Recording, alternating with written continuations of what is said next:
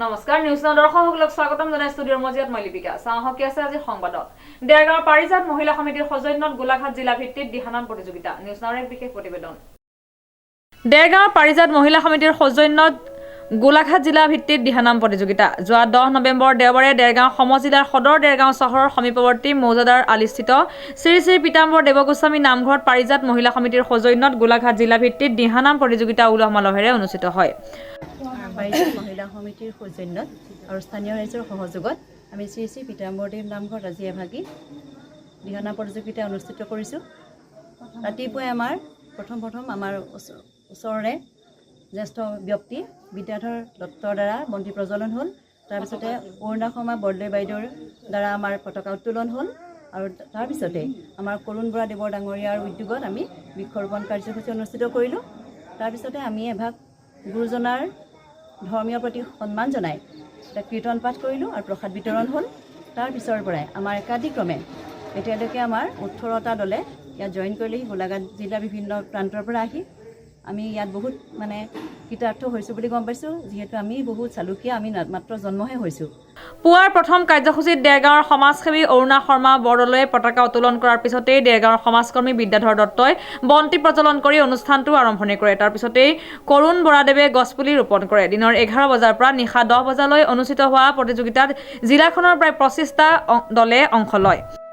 আমাৰ এয়া অনুভৱ আমি বৰ আনন্দ পাইছোঁ আৰু দিহানামৰ দল যি গাইছে সেয়া আমি অতি আনন্দৰে উপভোগ কৰিছোঁ আৰু আনন্দদায়ক হৈছে।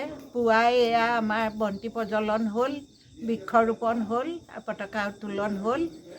সেইবিলাক কৰাৰ অন্তত দিহানামৰ দল আহিলত আমি দিহানামৰ প্ৰতিযোগিতা আৰম্ভ হ'ল। প্ৰতিযোগিতা আমি আটাইবিলাক ৰাইজে গোপিনীয়ে খুব ভালকৈ উপভোগ কৰিলোঁ আৰু তেখেতসকলক আমি আদৰ আপ্যায়ন কিদৰে কৰিছোঁ নাজানো, নিশ্চয় তাত ভুল ত্ৰুটি কিবা থাকিব পাৰে, তথাপি তেওঁলোক বৰ ইয়াত আনন্দ পাই গৈছে।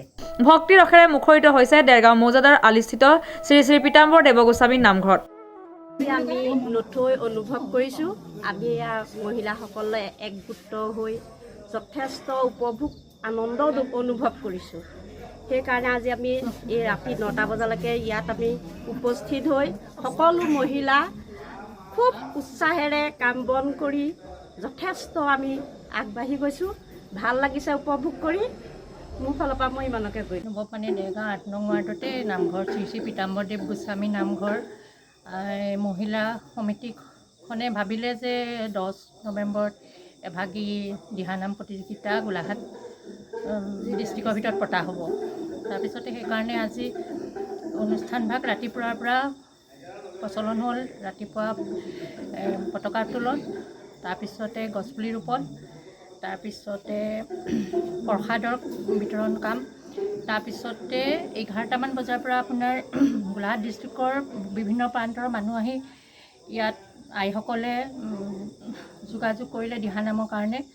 তাৰপিছতে সকলোখিনি মানুহকে আমাৰ আই মাতৃসকলে অপ্ৰাণ চেষ্টা কৰি আজি দিনটোৰ তেওঁলোকক শুশ্ৰূষা কৰি এতিয়া আপোনাৰ এই ৰাতিৰ প্ৰায় 9টামান বজালৈকে গোলাঘাট ডিষ্ট্ৰিক্টৰ 18টা মহিলা দিহানামৰ দলে যোগাযোগ কৰিলে। যোগাযোগ কৰাৰ পিছত আমি আৰু আৰম্ভ হৈছেহে আৰু আকৌ আগবাঢ়ি যাবলৈ আৰু বহুতখিনি কথা শিকিবলগীয়াও আছে আৰু ওচৰ চুবুৰীয়া আৰু গোটেই সমষ্টিটোৰ মানুহেই ইয়াত সহযোগ কৰিছে আৰু ইয়াকে কৈ মই সামৰণি মাৰিছোঁ। মই জয়তে ক'ব খুজিছোঁ, আমাৰ পীতাম্বৰদেৱ নামঘৰ পাৰিজাত মহিলা সমিতি নামঘৰ আজি দিহানাম গোলাঘাট ভিত্তিত আয়োজন কৰা হৈছে। তাতে সকলো মহিলা আহি পুৱা 8 বজাৰ পৰা পতাকা উত্তোলন, তাৰপৰা বৃক্ষৰোপণ এইবোৰ আদি কৰি সকলো কাম নিৰাময় কৰি যোৱা হৈছে আৰু এই কেইবাটাও দল আহিছে। সকলো দলকে আদৰি আমি শুশ্ৰূষাৰে পঠাইছোঁ। মৌজাদাৰ আলি কমাৰগাঁও পীতাম্বৰদেৱ নামঘৰৰ সৌজন্যত মহিলা সমিতিয়ে দিহানাম প্ৰতিযোগিতা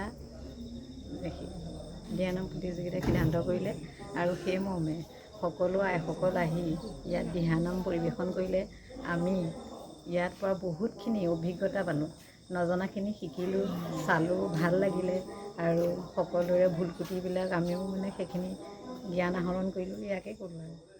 দেৰগাঁৱৰ পৰা নৱজ্যোতি ভৰালীৰ প্ৰতিবেদন, নিউজ নাও 24/7।